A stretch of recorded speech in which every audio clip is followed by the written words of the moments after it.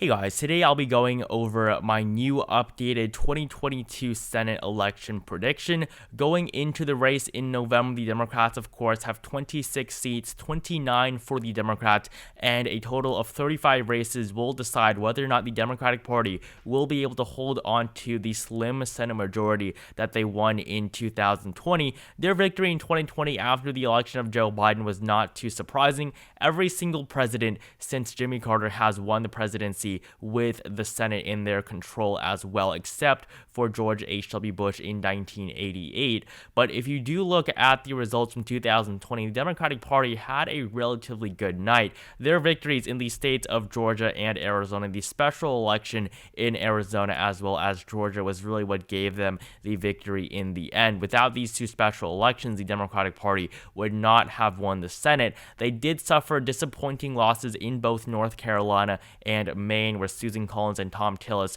were able to win their re-elections a lot easier than expected. But looking at the results from 2020, it does show us that the Democratic Party is very vulnerable going into the midterms this November, especially with an approval rating like this for Joe Biden. Joe Biden is now on par with Donald Trump in terms of his approval rating and much below the approval that we saw for Barack Obama and even George W. Bush at this point in their presidency.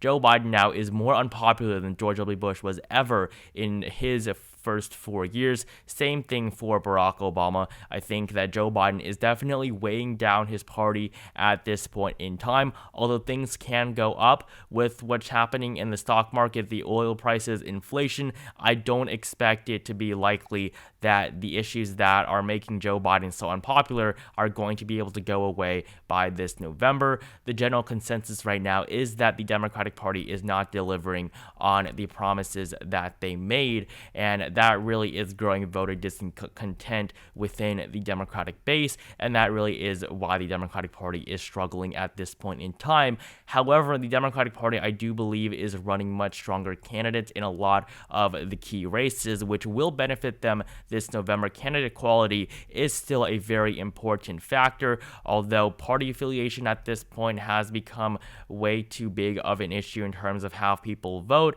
I think that the better candidates that the Democratic Party has put up will still benefit them in this election. So with these solid states filled in for both parties, I have 44 for the Democrats, 44 for the Republicans. These are the most solid races that each party has, and these are races that we would typically expect margins of over 15% for either party. For the likely states on this map, typically margins of between 5 and 15%. I have the two states of Washington and Colorado for the Democratic Party. Michael Bennet running for re-election in Colorado to a third term.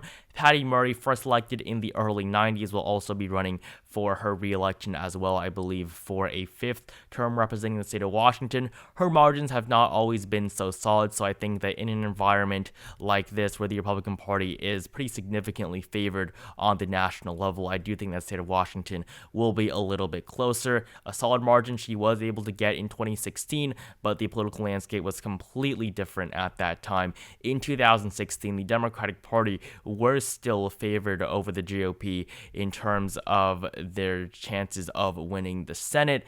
However, they did end up losing it. They were able to make gains in Illinois and New Hampshire, though, so it was not a horrible defeat for the Democratic Party, but they definitely did have a lot of disappointing losses. They did lose in Pennsylvania, Pat Toomey winning by 1.4%. Ron Johnson's victory over former Senator Russ Feingold was also a disappointment for the Democratic Party. But going into 2022, for the Republicans, I will give them the states of Missouri and Florida. Both of these races I really don't think are going to be as competitive as they have been in the past. Of course, the last two elections on the Senate level in Missouri have been pretty competitive. In 2016, Roy Blunt was elected over Jason Kander by a margin of just 2.8%, and this was Roy Blunt running for his re-election, so it makes sense that he is going to be retiring this term. He has struggled in his home state. In 2018, this was a flip for the Republican Party. Josh Hawley, of course, defeated Claire McCaskill by 6%, and if you go back to 2012, this was Claire McCaskill's re-election. She still won by 16%. That really goes to show you just how much Missouri flipped from 2012 to 2018. In 2012, Missouri was still a relatively competitive state, especially in 2008, but in 2018, the state completely shifted to the right in the years before that. Donald Trump won it by a solid margin in 2016, and this really has made Missouri very non-competitive. Even in the state of Florida, Rick Scott was able to win over Bill Nelson, who was elected in the early 2000s. So a very long time incumbent lost in 2018. This really was the only disappointing race for the Democrats in 2018. If you do look at the results from 2018, this was still a bad result for the Republican Party, the incumbent party in the White House, and that is why the Democratic Party is likely to not hold on to control of the Senate. The 2018 map was very favorable to the Republican Party. They had Democratic incumbents running in North Dakota, Missouri, and Indiana. All three of these states, even though the Republicans won, there were still Democratic incumbents in these states, but really, these races were not that competitive to begin with. In North Dakota, this state voted for Donald Trump by a huge margin, and so it was no surprise that Kevin Cramer defeated Heidi Heitkamp. In the states of Missouri and Indiana, these two races were a little bit closer, but Donald Trump still did win both of these states by solid margins in 2016. So Joe Donnelly was replaced by Mike Braun, and in Missouri, of course, Josh Hawley defeated Claire McCaskill. Really, the only disappointment in 2018 was Florida for the Democratic Party. Bill Nelson, of course, was defeated by Rick Scott. They were able to flip both Nevada and Arizona. These two races were very competitive in 2016. Arizona even went to Donald Trump by almost 4%. So Kyrsten Sinema was able to flip Arizona on the Senate level. That was a big win. The Democrats even held on to their seats in Montana with John Tester and West Virginia with Joe Manchin, as well as in Ohio, Sherrod Brown. This was 2 years after Donald Trump won the state of Ohio by 8% on the presidential level. So 2018 was not that bad for the Democratic Party, even though the Republicans did hold the presidency and they did end up gaining 2 seats in the very end. And in 2022, the map is not as favorable for the Democratic Party. If you look at these close races, the races in Wisconsin, Ohio, and North Carolina really are not as close as the remaining 5. The races in Pennsylvania, New Hampshire, Georgia, Arizona, and Nevada, these are the 5 really key races. So I'm going to start off with the states of Wisconsin and North Carolina. I have both of these states as being lean, typically margins of between 1 and 5%. Looking at the state of Wisconsin, we have Ron Johnson for the GOP running for his 3rd term. On the Democratic side, Mandela Barnes, the current lieutenant governor, is the frontrunner for the Democratic nomination. He is in all likelihood going to lose his race. He has led in every single poll on the Democratic side, though, but against Ron Johnson, it is very unlikely that he is going to come out with a victory. Ron Johnson was able to defeat Russ Feingold in 2016, the senator that he replaced in 2010, but Mandela Barnes, of course, is polling okay against Ron Johnson, but this is a Democratic-funded poll, so I do believe that the Republican Party is definitely going to hold on to Wisconsin. The margin may not be too impressive. The Democratic Party, realistically speaking, does not have too much of a chance here. In the state of North Carolina, Richard Burr is retiring, which will make this race a little bit more interesting. Richard Burr, of course, won by a little bit under 6% in the previous election, but Ted Budd against Sherry Beasley. Ted Budd is polling very well at this point in time. The latest poll does show Sherry Beasley leading, but that is the only poll so far that shows the Democrat with the lead here. Ted Budd has led in every single previous poll. Every single polling average has him ahead, and every single prediction basically shows that he has the advantage going into this race this November. So this will give the GOP now 48 seats. In the state of Ohio, I have this as being lean for the Republican Party as well. I think Tim Ryan is still going to end up losing to J.D. Vance. Tim Ryan is a good candidate. J.D. Vance, on the other hand, really is not. In terms of candidate quality, the Democratic Party has the clear advantage here. Tim Ryan is very well known in his home state, the best possible candidate the Democrats could have nominated. If you look at the results for the Republican Party. J.D. Vance won with 32% of the vote. Tim Ryan won with 70% of the vote. So that there is already a huge difference. And although most races do have it as being likely solid or even lean Republican, I do think that the Democratic Party will have a shot at making this race very competitive. I think it could be like something that we saw in 2018 with Texas, with Beto O'Rourke doing so well against Ted Cruz, even in the state of Ohio. But in the end, Tim Ryan is still expected to lose his race against J.D. Vance. So J.D. Vance will replace Rob Portman, who will be retiring after this term in the state of Ohio. And now we have the 5 most competitive races this November. And if you look at who we have as incumbents here, this is why the map is not as favorable to the Democrats this cycle than it was to the Republicans in 2018. They held on to the Senate because the map was very favorable to them. They had a lot of states that they were able to flip. They even lost in both Arizona and Nevada, and they couldn't even defeat the Democrats in other very Republican states like West Virginia and Montana. So really, the only good win in Florida was the really only good result for the Republicans was in Florida, with Rick Scott, the former governor, winning this race. So the Democratic Party in 2022 is not so lucky. They have incumbents in Nevada, Arizona, Georgia, and New Hampshire. All 4 of these incumbents are very vulnerable. The only race in which the Republicans really have a realistic chance of losing right now is that race in Pennsylvania, where Pat Toomey is retiring. They did nominate Mehmet Oz against John Fetterman, and so that race really is the only one that the Democratic Party has any shot of winning. So looking at the race in New Hampshire, I think this one is right now the most favorable one for the Democrats. Maggie Hassan and her re-election to a second term. In 2016, she defeated Republican incumbent Kelly Ayotte. Kelly Ayotte, of course, did win her first term in 2010. She is also a former governor of New Hampshire, or actually she's not a former governor of New Hampshire. Maggie Hassan was a former governor of New Hampshire before Chris Sununu, but in 2022, Maggie Hassan is going to easily win her primary. On the Republican side, it is most likely going to be Donald Boldeau or Chuck Morse at this point in time. This poll is not very accurate, so discard this totally. But if you look at the polling here, Maggie Hassan is polling relatively well against her 2 potential challengers this November. And so Maggie Hassan, I do have her winning her re-election, although I do think that she is going to face a pretty tough campaign in the coming months.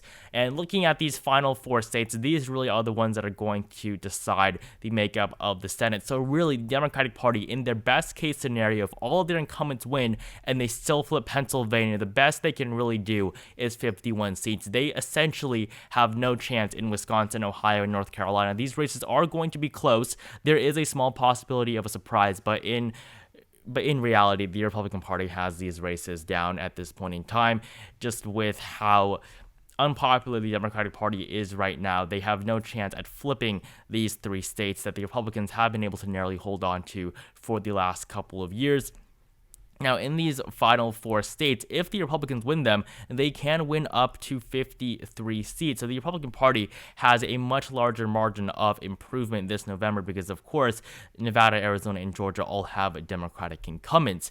And so in Arizona and Georgia, Raphael Warnock in Georgia, Mark Kelly in Arizona, they were only elected in 2020. So it would be a pretty short term for them if they were to lose this November. So I'm going to start off with the state of Arizona, Mark Kelly as the Democratic incumbent. I think that as of right now, Mark Kelly is in a good position to win his re-election. Now, obviously, for these 4 states, they really can go either way. It is still relatively early in the election cycle so far. We will still get a lot more polls in the coming months and a lot more data on these races. Some of these states have not even finished their nomination process. So in the state of Arizona, we have not seen the primary yet. We will only get it in early August. But looking at the Republican primary and seeing who will challenge Mark Kelly, currently Blake Masters is the frontrunner. He did get the endorsement of Donald Trump very lately, so that probably is going to be enough to boost him over the finish line. He will win with about a third of the vote in Arizona, maybe even up to 40%.